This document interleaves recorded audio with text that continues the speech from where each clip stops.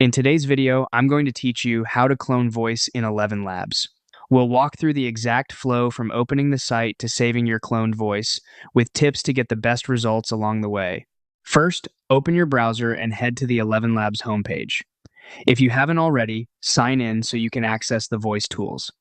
From the dashboard, go to the voice section and select Create Voice. On the creation screen, choose Instant Voice Clone. This option is designed to build a voice profile quickly from a clean recording.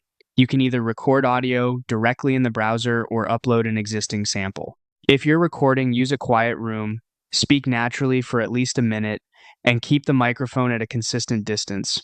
If you're uploading, click to upload or drag and drop your file, then choose the file and open it.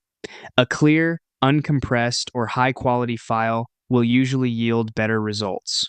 Avoid noisy backgrounds, music, or effects. Once your sample is in place, click Next to move on. Now, give your cloned voice a name that makes it easy to identify later. Choose a label and a value to keep your library organized. For example, you might use labels like genre or use case, and values like narration or support, depending on how you plan to use it. Add a short description that captures the tone, context, and any quirks you want to remember, such as calm, warm, mid-range for tutorials.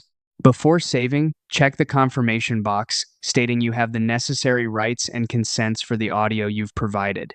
Only upload your own voice or audio you're legally allowed to use. When that's done, click Save Voice. Your new voice will appear in your library. If you see a prompt to upgrade to use your cloned voice, follow it. Some features require a paid plan to enable generation with custom voices. That's it.